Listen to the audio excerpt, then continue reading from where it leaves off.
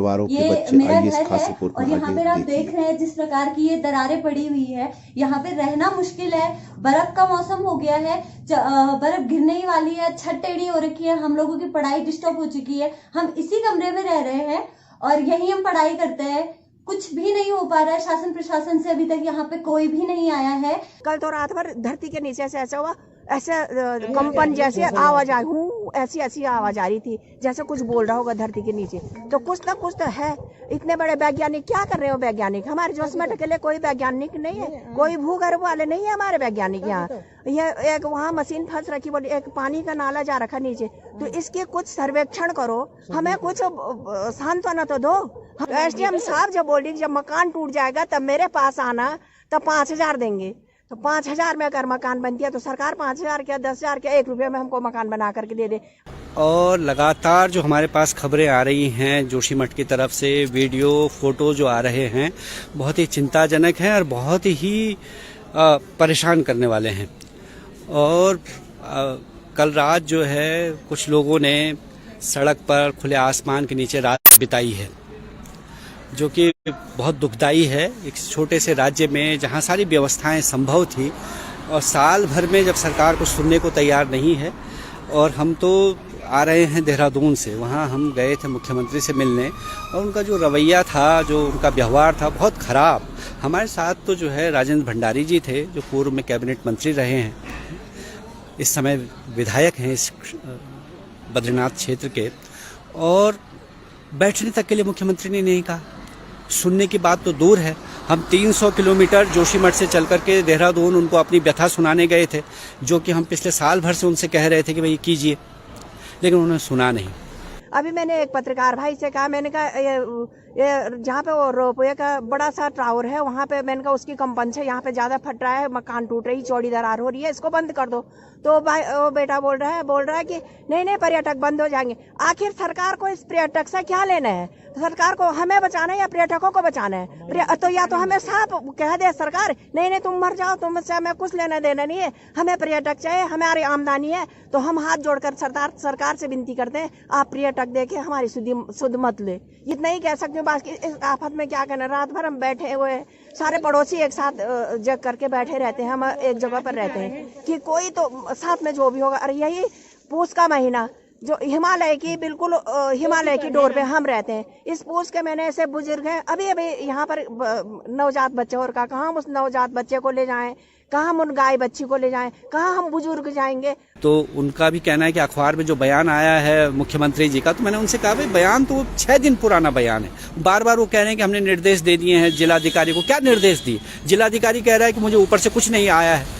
जिलाधिकारी, आप 5 साल के IAS ऑफिसर को जिलाधिकारी बना के भेज देंगे, उसको व्यावहारिक कोई ज्ञान नहीं है ना।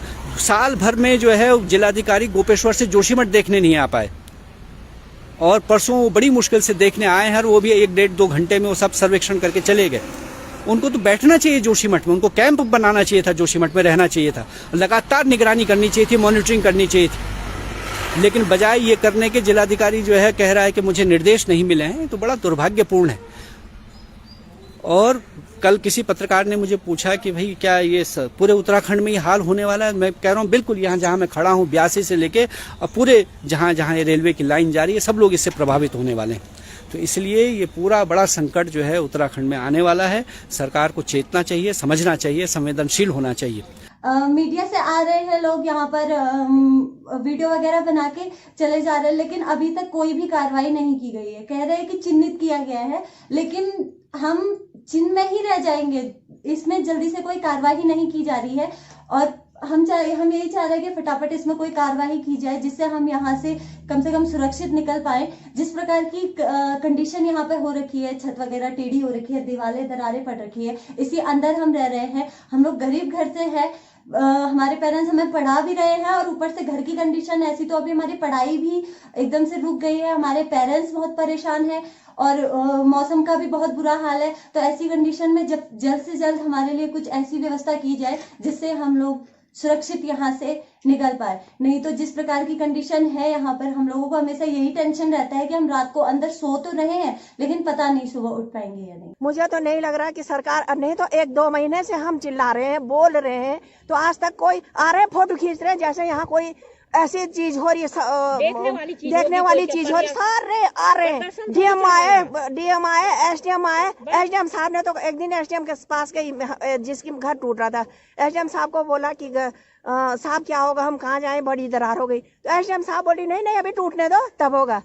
तो अब मैं तो कुछ गाली वाली हम क्या दे सकते हैं, हम कुछ नहीं कह सकते आप तक। तो एसडीएम साहब जब बोली जब मकान टूट जाएगा तब मेरे पास आना, तब 5,000 देंगे।